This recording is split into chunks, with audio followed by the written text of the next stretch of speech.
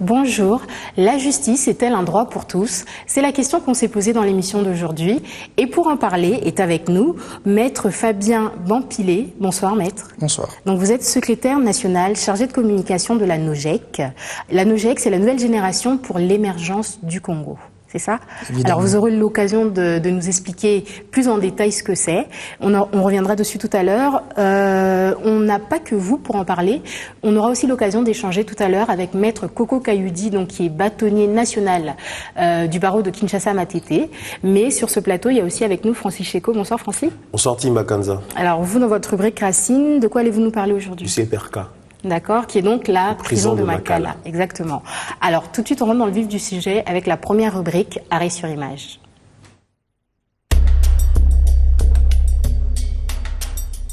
Alors, pourquoi on a voulu vous parler de justice cette semaine? Tout simplement parce que la mise en place de la Commission nationale des droits de l'homme est imminente. La loi avait été votée depuis décembre 2012 quand même. Ça a mis un petit peu de temps à se mettre en place, tout simplement parce qu'il fallait que tout le monde tombe d'accord.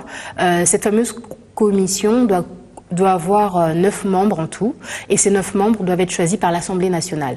Mais pour que l'Assemblée puisse faire son choix, il fallait qu'on leur propose donc ces fameux candidats. Donc il y a eu plusieurs représentations comme ça, et chaque représentation devait présenter 2 personnes. Mais là où ça a un petit peu traîné, c'était par rapport aux représentants des organismes des droits de l'homme, des organismes, oui, c'est ça, internationaux ou pas, ou même nationaux, des droits de l'homme. C'est vraiment ce qui a un petit peu traîné parce qu'ils n'étaient pas d'accord. Tout le monde voulait avoir un de ses membres parmi ces fameux candidats. Et donc, du coup, ils ne sont tellement pas tombés d'accord qu'ils ont même proposé 3 personnes, alors qu'il en fallait que 2, ce qui ne facilite encore moins la tâche à l'Assemblée. Alors vous qui êtes avocat, première question avant de parler de votre association, est-ce que vous êtes souvent confronté à des cas comme ça de violation ou d'atteinte aux droits de l'homme? Je pense que la question de violation ou de la violation des droits de l'homme ne peut que se poser à tout moment. D'accord. Parce qu'effectivement, quand on entend droits de l'homme, souvent les gens se disent que c'est un rapport avec la politique, mais pas uniquement. Alors tout ce qui est droit de l'homme, ça peut avoir attrait à la santé, à l'éducation, au travail d'ailleurs même. Écoutez madame, donc pour définir d'abord le droit de l'homme, nous dirons que les droits de l'homme sont simplement ces droits-là qui sont inhérents à la nature humaine. Des droits qui ne nécessitent pas un texte pour en jouir. Ce sont des droits qui s'imposent quel que soit le pays ou la religion ou les références culturelles propres à un peuple. Je vous cite par exemple le droit à la vie. Le droit à la vie n'a rien à voir directement avec la politique, mais c'est un droit de l'homme. Et d'ailleurs, parlant de droits de l'homme, vous avez 4 générations de droits de l'homme. 4 générations, c'est-à-dire? C'est-à-dire nous avons le droit de l'homme de la première génération, n'est-ce pas, qui porte nécessairement sur les droits civils et politiques et patati patata. Vous avez le droit de la deuxième génération, le droit de la troisième génération. Et par génération, vous entendez quoi? Alors pour les novices comme moi, j'y connais rien du tout. Écoutez, madame, c'est une question historique. Ce sont des questions historiques. Mais on appelle ça donc génération. Oui, oui. Alors, nous, on a voulu creuser un aspect en particulier parce que l'un des droits qui est très rarement respecté, c'est le droit à se faire représenter par un avocat. Donc, et pourtant, il y a une disposition légale qui existe. On doit normalement avoir au sein des 13 barreaux de la RDC des bureaux de consultation gratuites. C'est comme ça qu'on appelle ça. Donc, c'est pour toutes les personnes démunies qui n'ont pas forcément les moyens de se payer un avocat, mais qui normalement peuvent aussi se faire représenter. Alors, pour nous en dire un petit peu plus, avant de revenir avec vous, Maître, on va échanger avec Maître Koko Kayudi qui a accepté de nous éclairer sur ces fameux bureaux de consultation gratuite. Bonjour Maître. Alors première question, qu'est-ce que c'est qu'un bureau de consultation gratuite? Et pour répondre à votre question, le bureau de consultation gratuite est une structure qui est imposée par la loi sur le barreau et de manière générale, il répond à un souci, c'est de participer et d'apporter l'assistance et l'aide légale n'est-ce pas, aux personnes indigentes. Et donc, la loi organique sur le barreau impose que chaque barreau puisse avoir en son sein un bureau de consultation. Alors, chaque barreau doit avoir donc un bureau de consultation gratuite, mais est-ce que c'est vraiment le cas dans tous les barreaux à travers le pays, maître?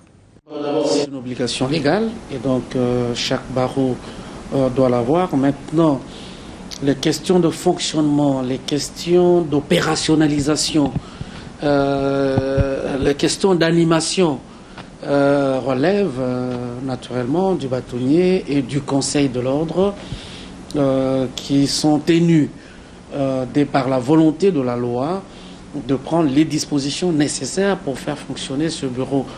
Parce que, comme vous le savez, nous sommes dans un pays où il se pose énormément de questions d'accès à la justice.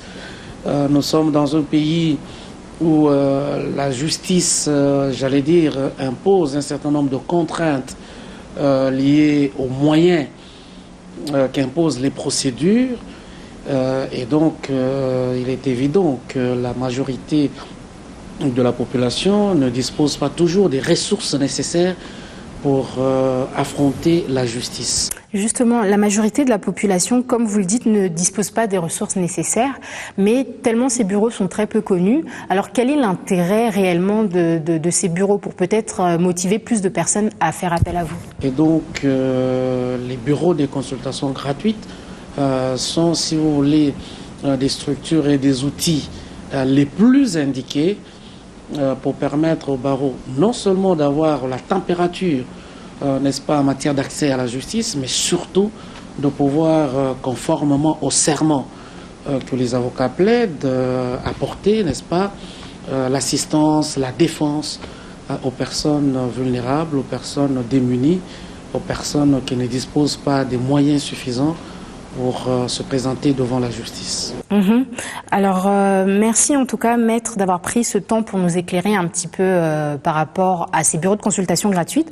Comment peut-on mesurer, selon vous, pour terminer, l'action de ces différents bureaux? L'action sur terrain du bureau de consultation gratuite du barreau de Kinshasa et Matete, je peux vous rassurer que les indications que nous avons avec la dernière enquête de satisfaction qui a été menée, nous pouvons, sans fausse modestie, nous dire que le bureau de consultation gratuite du barreau de Kinshasa-Matete est un des bureaux qui fonctionne dans la ville de Kinshasa et en République démocratique du Congo. Encore merci à maître Koko Kayudi, donc, qui est bâtonnier national du barreau de Kinshasa-Matete. C'est moi qui vous... Alors pour en revenir à vous, maître, l'une des missions de cette fameuse Commission nationale des droits de l'homme est de sensibiliser sur les droits de l'homme, bien sûr, et puis de veiller à ce que les différentes structures, les instruments de justice qu'on a déjà fonctionnent réellement. Vous, qui êtes avocat encore une fois, quelles sont les failles ou les négligences peut-être que vous pouvez voir ou trouver dans certaines affaires par rapport aux droits de l'homme, bien sûr? J'aimerais bien revenir sur cette question-là d'accès à la justice. D'accord. Vous savez, parmi les principes qui président à l'organisation de la justice, nous avons ce principe-là de la gratuité de la justice. J'aimerais bien préciser une chose. Mais qui est très peu connue, justement. Oui, j'aimerais préciser une chose. La gratuité de la justice signifie simplement que le justiciable ne paye pas directement le juge. Parce que le juge est un agent de l'État, c'est l'État qui le prend en charge. En général, on paye plutôt nos avocats, non, que les juges. Oui, je vais arriver. D'accord. Alors, cette gratuité de la justice-là ne signifie pas que on ne paye rien à la justice, parce qu'il y a des frais de justice à payer. D'ailleurs, il y a un célèbre dicton selon lequel, si la justice est gratuite, les voies pour y parvenir sont fort coûteuses. Oui, mais l'idée même de ces bureaux de consultation gratuites, est-ce qu'on doit quand même payer ou c'est gratuit? C'est ça la vraie question. Rendre efficace ce principe-là de la gratuité de la justice, le législateur a prévu des mécanismes pour parer à des éventualités. D'accord. Donc, Madame, je vous informe que lorsque vous êtes indigent, vous pouvez saisir, vous avez toujours le droit de saisir le juge, vous prouvez votre indigence et par une procédure qu'on appelle la délivrance des pièces en DB, on va vous dispenser des frais de justice. C'est la même chose pour les avocats. Nous, les avocats, il nous arrive de faire ce qu'on appelle le prodéo, pour l'amour de Dieu. Ok? Il y a toute une organisation, n'est-ce pas, qui peut servir à... La plupart, d'ailleurs, sans vous couper, de ces avocats commis d'office au niveau des bureaux de consultation, c'est justement Prodéo normalement. Oui, donc, oui, allez-y. C'était juste pour voilà. Par rapport à la commission de droits de l'homme, vous avez relevé le rôle, les objectifs qu'on assigne à cette commission-là. Il s'agit de promouvoir et de lutter pour la sauvegarde et la bonne application des droits de l'homme. Exactement. Madame, je pense, en mon sens, que ce n'est pas en multipliant de structures que l'on arrive à faire respecter le droit de l'homme. D'accord, donc vous pensez que c'est qu'une structure de plus qui ne sera peut-être pas efficace? Non, non, parce qu'effectivement, la loi a été votée depuis décembre 2012 quand même. Non, non, nous attendons tous les voir à l'œuvre. On ne va pas se mettre à les juger alors qu'ils n'ont pas encore même commencé à fonctionner. Ça n'a même pas commencé à fonctionner. Mais tout doit revenir dans l'esprit des choses. Ok? Les textes que vous voyez là sont muets. Les plus beaux textes de loi ne servent à rien s'ils ne sont pas appliqués. Bien sûr. Okay. Alors justement, une des choses qui est appliquée en général, c'est l'envoi des criminels en prison. N'est-ce pas, Francis? Justement. La transition. Alors, on passe tout de suite à la rubrique d'après, la rubrique Racine, où Francis Cheko va nous parler de la prison de Makala, qui est donc une de nos structures de justice.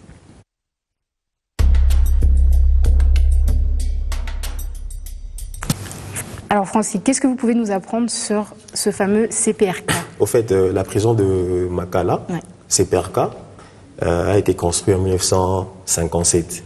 Et cette prison était construite pour 1500 détenus. Mais à ces jours, on compte près de 5000 détenus, avec des conditions sanitaires et sociales très précaires.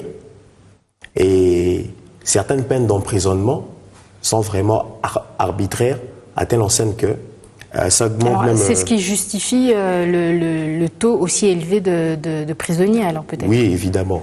Et même les personnels de la prison, c'était surtout les gardiens, sont très mal rémunérés, à telle enseigne qu'ils commencent même à rançonner les visiteurs. Alors, attention Francis, est-ce que ce sont des allégations? Est-ce que ça a été avéré? Est-ce que vous avez un avocat à côté de vous? Attention. Oui, mais... beaucoup d'organisations de droits humains, il y a un avocat qui est à côté de moi, c'est la montre, c'est pas la première, c'est la énième fois de le dire dans un plateau de télévision. Et vous voyez, dans la prison de Makala, si vous allez, il y a des prisonniers qui n'ont même pas de dossier. Et un avocat, il est à côté de moi, il connaît, ils n'ont même pas de dossier, ils sont là d'une manière arbitraire, on ne sait pas comment, ils sont arrivés là, soit pour une dette de 500 francs, même de 5000 francs, et incarcérés dans des conditions très mauvaises. Et cette prison participe aussi à un programme dans le cadre de lutter, d'éradiquer la criminalité. Elle participe à un système non seulement de réinsertion, mais aussi de transfert des prisonniers, soit des prisonniers qui viennent de l'intérieur du pays, vers la capitale, soit de la capitale vers l'intérieur du pays. C'est vraiment ça les problèmes auquel cette prison est confrontée. Ça a été réhabilité aussi quand même, non? Ça a été créé en 57, comme vous dites, mais ça a été réhabilité entre-temps. Oui, mais c'est pas vraiment en profondeur. Parce que jusque-là, si vous allez vous rendre dans la prison de Makala, vous allez dans les pavillons, c'est vraiment très, très, très, très sale. D'accord, merci pour ces quelques informations, Francis. Alors, Maître Bampilé, c'est assez grave ce que Francis Cheko vient de dire, si ça s'avère être vrai. Mais je ne sais pas, avez-vous déjà eu à défendre des gens qui étaient à la prison de Makala? Et effectivement, y a-t-il vraiment des problèmes de procédure comme ça pour proposer des avocats à ceux qui sont accusés de telle ou telle chose, par exemple? Écoutez, madame, sur plusieurs points, j'ai été informé comme vous. D'accord. Donc, je n'ai jamais mené des enquêtes allant dans ce sens-là. Mais il faudrait reconnaître que nous sommes dans une société où nous apprenons encore beaucoup de choses. Il y a certaines difficultés liées qui justifient le mauvais fonctionnement par moment. Quel genre de difficultés financières pour ces institutions? Parce que quand même ces institutions dépendent de l'État. Donc si vous dites qu'ils ont un problème de fonctionnement, donc c'est soit un problème de budget ou soit un problème personnel, je ne sais pas quel problème. Non, mais au-delà, c'est un problème aussi structurel. Hein. D'accord. Parce que donc les structures ne sont pas assez adaptées? Non, les structures ne sont plus adaptées aux réalités du moment. D'accord. Mais à savoir qu'il y a des gens ou des prisonniers qui croupissent dans ces geôles-là injustement, je ne peux pas vous donner un avis. Je n'ai pas mené des enquêtes dans ce sens-là. Peut-être que vous sauriez me donner un avis donc, sur la NOJEC. On n'en a pas beaucoup parlé depuis le début. Donc je rappelle, c'est la nouvelle génération pour l'émergence du Congo. Alors quand on vous demande votre mission, vous parlez souvent de l'éveil patriotique. Est-ce que vous pouvez nous expliquer qu'est-ce que vous entendez par là? Écoutez, la NOJEC est une structure qui se veut citoyenne. Et donc nous prônons un Congo nouveau. Un Congo, nous disons à la NOJEC qu'il est temps, qu'il est plus que temps que le Congo se mette debout. D'accord. Mais avec qui? Le Congo ne peut se mettre debout que si nous cultivons un sens élevé du patriotisme. C'est ainsi que l'objectif essentiel de la NOJEC, c'est d'inculquer au fait ce patriotisme-là aux Congolais et particulièrement aux jeunes. D'accord. Et vous le faites de quelle manière? Au travers de quelles actions? Nous organisons des conférences, des ateliers, des séminaires, dans l'objectif de donner aux jeunes l'essentiel pour qu'ils deviennent réellement ce que le pays attend d'eux. Alors l'essentiel pour vous, c'est la politique uniquement? Les jeunes doivent-ils s'intéresser uniquement à la politique? Je dis ça notamment par rapport à la matinée que vous avez organisée le 4 octobre à la CENI. Donc est-ce que pour vous, le futur des jeunes passe avant tout par l'intérêt à la politique? Pas du tout, pas du tout. Les jeunes, dans tous les domaines de la vie nationale, sont importants. Mais vous savez que les élections aussi constituent un devoir civique, n'est-ce pas? Et c'est dans cette perspective-là que nous avons organisé cette matinée électorale en collaboration avec la CENI. Et j'étais particulièrement enchanté du fait que les jeunes y ont réservé un accueil chaleureux et ils ont été édifiés. D'accord. Alors, je ne sais pas si c'est une mouvance ou peut-être que c'est l'appel de 2016, mais il y a de plus en plus d'associations de jeunes comme ça. C'est pour ça que je vous parlais de politique, essentiellement de sensibilisation politique. Vous, c'est quoi la différence de la NOJEC par rapport aux différentes associations qui existent déjà peut-être? À la différence des associations qui existent, la NOJEC, au-delà de ce patriotisme-là, nous prenons l'autoprise en charge. À la NOJEC, nous n'allons pas frapper aux portes des uns et des autres. À la NOJEC, nous nous prenons seuls en charge. Par exemple, l'organisation qu'on a tenue le samedi passé a été organisée à 90% par nous-mêmes, par nos propres efforts. D'accord. Donc comme c'est une association, c'est tous les membres qui cotisent ou vous avez un bienfaiteur peut-être derrière? Nous cotisons. C'est vrai que nous pouvons recevoir des dons parce que c'est prévu dans nos statuts. Cependant, à l'heure où je vous parle là, nous cotisons pour réaliser tout ce que nous faisons. D'accord. Merci. Alors on va continuer le fil de notre émission avec la prochaine rubrique. On parle toujours de justice. C'est la rubrique C'était mieux avant. Nous sommes sur le boulevard Lumumba, numéro 25, quartier Sans-Fil, dans la commune de Massina. On ne limite pas seulement à la consultation ou au conseil, encore moins aux orientations. Nous faisons aussi l'assistance judiciaire. Donc une personne qui nous consulte et qui a un dossier pendant ou qui voudrait saisir le tribunal dans telle ou telle autre matière, si la personne nous consulte et que la personne est déclarée indigente, pas par nous mais par les services des affaires sociales, pour les adultes, la personne doit nous amener l'attestation d'indigence. Dans ce cas-là, nous allons désigner un avocat qui va l'aider dans les procédures judiciaires du début jusqu'à la fin. Mais s'il s'agit des enfants en conflit avec la loi ou des enfants victimes des actes de violence, pour les enfants, on n'a pas besoin d'une attestation d'indigence parce qu'on sait que les enfants sont des êtres vulnérables. Là, c'est vraiment automatique. Par rapport à notre bailleur actuel, il a été demandé de donner des conseils à au moins 50 personnes par mois et à assister au moins 20 personnes par mois. Mais rassurez-vous, pendant que nous avons commencé le projet, le partenariat avec le PACH, le programme d'appui à la réforme de la justice, donc il y a vraiment un afflux de personnes qui nous fréquentent. Par exemple, pour le mois passé, nous avons reçu ici 84 personnes. Chez les enfants, il y a plus le cas de viol. Nous avons assisté beaucoup de filles victimes des actes de violence On a assisté beaucoup de garçons qui sont poursuivis du manquement de viol. Il y a des cas de coups et blessures volontaires, il y a des cas de vol qualifié, de vol simple, de recel, occupation illégale, donc les conflits sur la loi des personnes, donc le cas de divorce, les cas d'abandon, les cas de pension alimentaire, garde des enfants, il y a des cas de succession pour de fiancés. Beaucoup viennent ici, nous expliquons les différents régimes et le régime légal en RDC. Donc nous recevons toute matière et tous les cas. Je me suis dit que dans cette boutique, comme ce sont les gens qui sont là pour aider les gens, ce sont les gens qui comprennent la réalité de la vie. Et ce ne sont pas les gens qui sont là pour l'argent seulement. Ils sont là pour le travail d'abord et l'argent vient après. C'est pourquoi je suis venu ici. Bon, chaque fois que je passe ici dans le bus, je vois l'affiche et je me suis dit toujours qu'un jour, je serai là pour voir ce qui se passe en réalité. J'aimerais quelqu'un qui a les soucis de la justice. Et non pas quelqu'un qui cherche l'argent et la justice vient après. Parce que la justice, c'est quelque chose de sacré, ça vient de Dieu. Ça fait 9 mois que nous sommes commis à la boutique. Dès que nous recevons un dossier, il y a une fiche que vous voyez. Nous récoltons tous les éléments, entre autres le nom de la personne, l'état de son dossier, la matière, si par exemple c'est un conflit en matière du travail, si c'est un conflit en matière pénale ou en matière civile. Et à partir de tous ces éléments, nous allons faire un rapport au coordonnateur. Le BCG est là, le BCG est ouvert au public. Tout le monde qui a un problème peut venir chez nous et il peut nous faire confiance. Voilà pour cette initiative, qui n'est même pas une initiative, c'est une disposition légale normalement, dont on a voulu vous parler parce que quand même l'accès à la justice, c'est un des domaines où il y a le plus d'inégalités au Congo. Alors on arrive tout doucement à la fin de notre émission. Une dernière question pour vous, Maître Dampilé.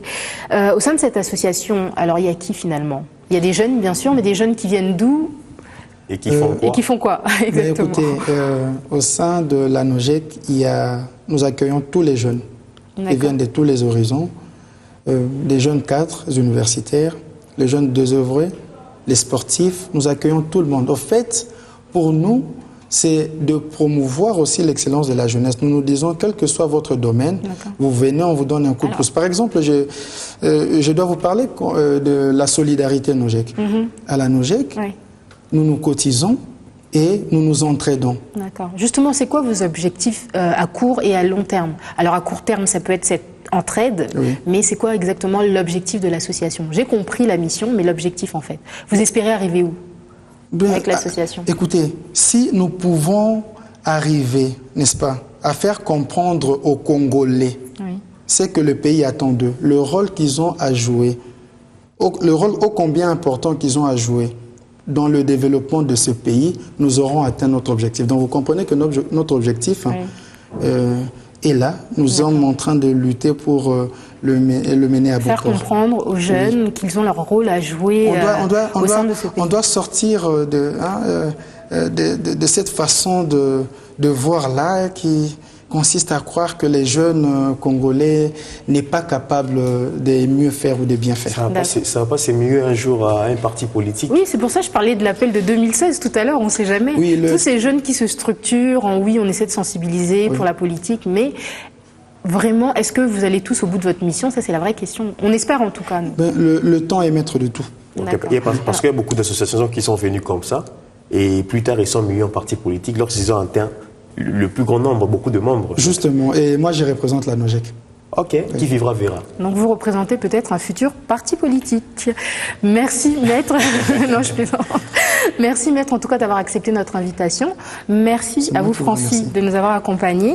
Merci à vous d'avoir choisi notre compagnie. Alors on ne se quitte pas comme ça. Comme chaque semaine, on a été traîné un petit peu dans les coulisses d'un événement. Pour cette semaine, c'est l'exposition World Press Photo, qui est donc une exposition de renommée internationale, qui pose ses bagages pour la première fois à Kinshasa et pour la 3e fois seulement dans un pays africain. Donc c'est pour dire l'honneur qui est fait à notre pays. Donc nous vous invitons à y aller massivement. Ça a commencé depuis le 2 octobre et ça se termine le 22 octobre. On vous quitte sur ces images. On vous dit à la semaine prochaine et bon fin de week-end.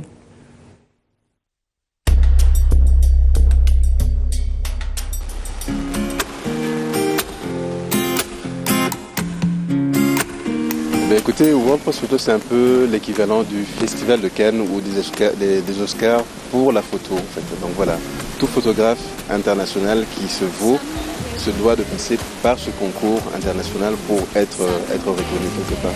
Donc voilà, c'est un organisme qui existe depuis 1955 à Amsterdam et qui prime les plus grands reporters du monde. Donc, une fois qu'ils sont primés, il y a une expo qui fait le tour du monde dans une centaine de villes, dans 45 pays exactement. Et pour la première fois de son histoire, la RDC a l'honneur de pouvoir accueillir cette exposition. Et c'est un double événement parce que ça se fait dans l'intérieur, c'est-à-dire la rotonde intérieure de l'échangeur de l'IMT, du musée d'art contemporain et multimédia. Et dans notre pays, tel que la RDC, nous avons un certain travail à faire pour améliorer ce travail, améliorer la circulation de l'information, améliorer la qualité de l'information et notamment au niveau de l'image qui est primordial. Et donc, étant donné que nous avons ce besoin, WordPress a ressenti le besoin de pouvoir nous appuyer, nous accompagner. Malheureusement, pour cette édition 2014, aucun Congolais n'avait soumis de projet à WordPress. Donc, nous avons développé le concours qui est un concours national pour valoriser les photographes, les photoreporters congolais. D'ici et de la Crète, il y a une centaine de photographes qui ont soumis leur projet. Il y en a 5 qui ont été pour cette première édition et qui ont été primés. Et c'était également l'occasion de montrer que nous avons du talent ici. Le 5e lauréat est un jeune autodidacte. La partie congolaise, ça va permettre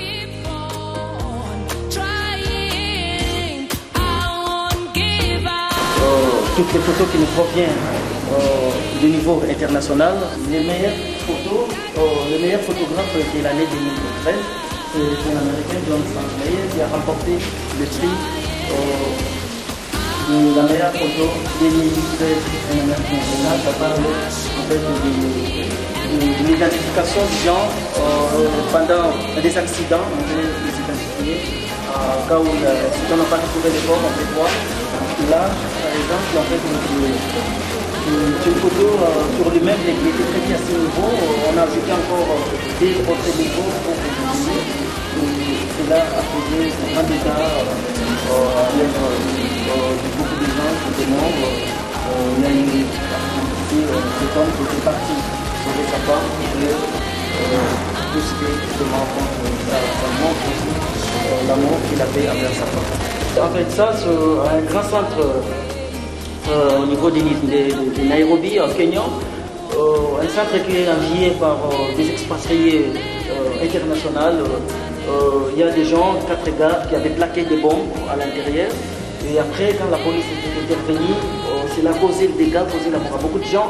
Et ça sont des innocents étudiants. Ça, c'est l'explosion qui est véhiculée par série.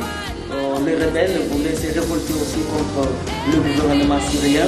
Là, ce sont des Indiens qui sont des albinos et à la fois encore, ils sont des aveugles, donc double déformation, albinos et aveugles. Ils sont dans un centre, on est en train de les encadrer.